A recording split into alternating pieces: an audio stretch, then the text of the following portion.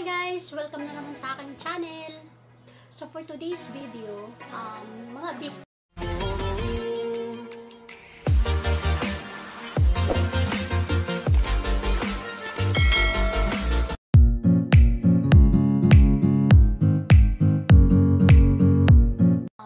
basic lang. Ipapakita ko sa inyo yung mga basic na gagamitin natin sa paggamit ng parcel. Lalo na sa mga customer natin na nag-order. So, yung iba kasing mga seller dito sa Shopee na walang kakayahan kung ano nga bang mga dapat nilang gawin.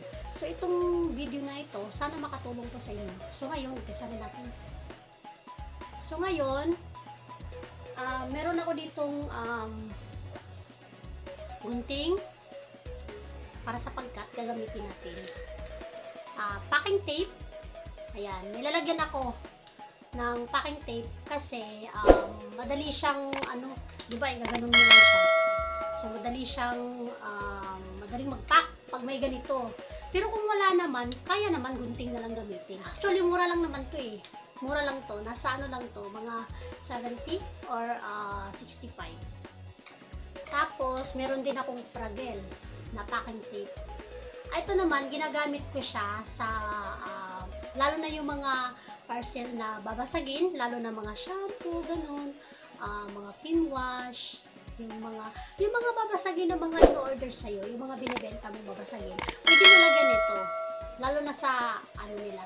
Pero, ang tips ko, ilagay nyo sa karton, yung mga babasagin. Kung marami namang order, pwedeng ilagay sa karton. Tapos, lagyan nyo dito sa taas ng Fragel.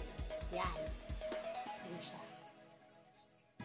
Tapos, mahalaga din ang marker. Mahalaga din ang marker, pentel pen. Para, madali mong, kung may mga kailangan kang i-note or pwede mo isulat doon. Yan o. Tapos, meron din akong thank you stickers. Ayan. Actually, konti lang ni ko, pero marami to. Ayan. Thank you stickers. Nilalagyan ko yung parcel ko, nilalagyan ko ng thank you. Para naman, di ba, minsan may mga customer na, wow, ganyan. Naglalagay pa talaga si seller. Isa yan sa mga nakakain mo ng mga customer. So, ayan. Tapos, ito ang pinaka-kailangan talaga. Kailangan meron tayong bubble wrap. Sa mga parcel talaga, lalo na dito sa Shopee, kailangan natin ng bubble wrap.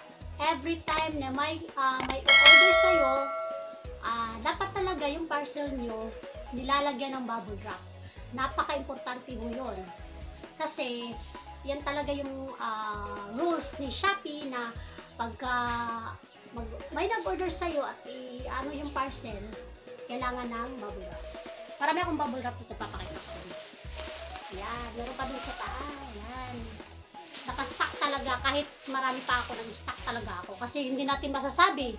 Minsan may nag-order ng sobrang dami, di ba? Bulk order. So, kailangan mo ng bubble wrap.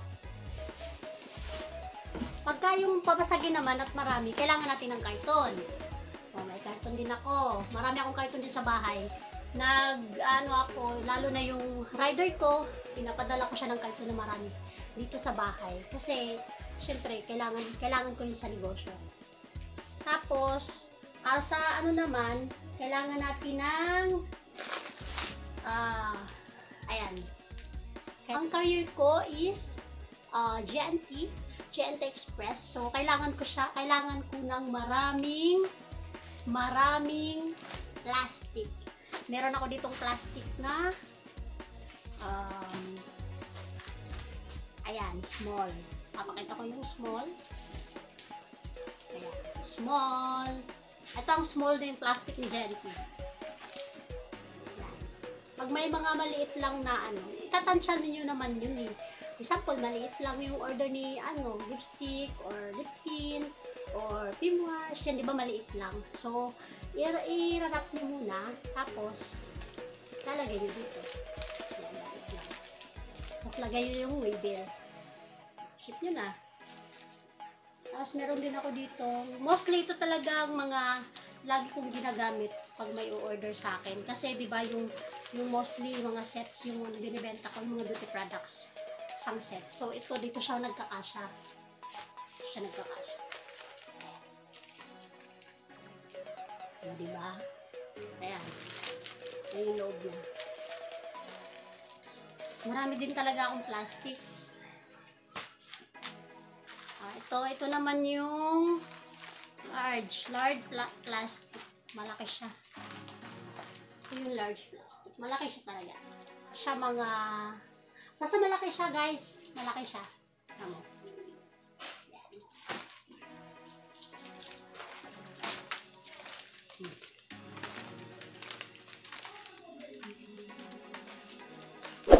Tapos sa mga ano naman, sa may mga ano ko, yung order ko na dito lang, malapit, pwedeng meet up, ang ginagawa ko ito, plastic. Meron akong plastic na maliit din ito, hindi ko lang nadala. So, yan. Bag. Dapat lagi talaga kayong ready guys, kasi lalo na sa mga nagtitinda na kagaya ko, may maliit ako nito, yung mga maliit lang, parang plastic lang din dyan, may maliit, may medyo, may large, meron ako, hindi ko lang nadala. So, yung tanong kung paano nga ba makakuha ng plastic ni Gentle? Yung plastic naman po, hinihingi lang niya ni rider. Actually, mostly kasi ang ginagawa ko, drop off ako. Kasi mas mabilis. Gusto ko kasi mabilis. So, nag-order ngayon. Kung kaya naman talaga ngayon, hanggang 5:30 kasi ang GNT. So, kung kaya naman ni rider, talagang kahit nga ngayong oras na to, pag may nag-order, talagang pinapashipping ko na agad. Para kinabukasan, kung Metro Manila lang naman ulos, dadating agad kinabukasan, di ba? Mas mabilis, di ba?